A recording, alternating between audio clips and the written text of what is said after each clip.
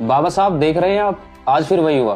कहीं मूंछ रखने पर दलित को मारा गया, कहीं घड़े से पानी पीने पर बच्चे की जान ले ली गई, तो कहीं दलित दूल्हे को घोड़ी चढ़ने पर पीटा गया। लोग कहते हैं हम चांद पर जा रहे हैं, लेकिन जमीन पर तो हम आज भी इंसान को इंसान नहीं समझ रहे। ऊंची जाति नीची जाति, ये जहर तो कम होने के बजाय और बढ़ता जा रहा है। तुम्हें लगता है ये दर्द मुझे नहीं होता था?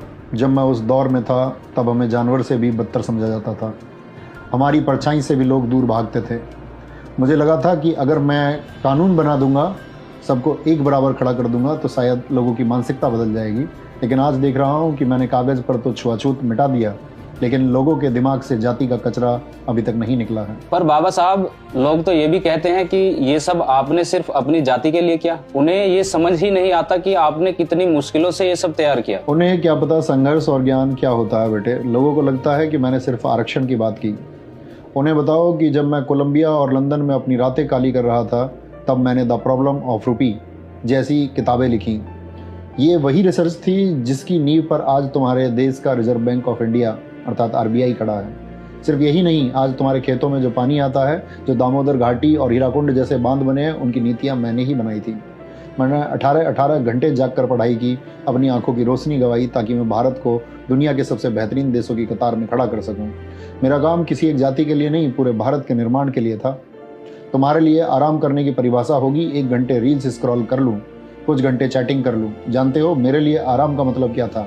एक और नई किताब पढ़ लूँ, अपने ज्ञान के दायरे को और बढ़ा लूं। पर आज उसी संविधान को कुछ लोग बदलने की बात करते हैं। उन्हें लगता है कि संविधान हटेगा तो देश मजबूत होगा। मूर्ख हैं वो लोग। वो ऐसा इसलिए कह पाते हैं क्योंकि तुम खामोश हो। संविधान कोई कागज का टुकड़ा नहीं है। संविधान वो लक्ष्मण रेखा है जो तानाशाही को तुम्हारे घर में घुसने से रोकती है। जाकर उन अंधभक्तों और विरोधियों से कहो कि यह संविधान सिर्फ दलित या पिछड़ों की ढाल नहीं है। जिस दिन यह किताब हटी, उस दिन कोई नियम नहीं बचेगा, फिर जिसकी लाठी उसकी भैंस होगी।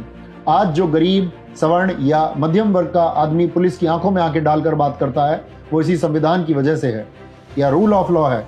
अगर संविधान गया तो तुम सब, चाहे ब्राह्मण, शूद्र या दलित हो, सब गुलाम बनोगे।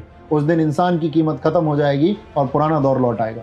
और याद रखना, मैंने तुम्हें वोट की ताकत इसलिए दी थी ताकि रानी के पेट से राजा पैदा होने की परंपरा को लात मार सको। मैंने चाहा था कि अब राजा वो बनेगा जो काबिल होगा। लेकिन अगर तुम गुलाम बनने को तैयार हो तो गलती मेरी नहीं है, तुम्हारी है। बाबा साहेब, हम शर्मिंदा हैं। हम आपके संघर्ष को भुला बैठे। हम जातियों में बंटकर एक दूसरे का गला काट रहे हैं, जबकि आपने हमें इंसान बनाने का सपना देखा था।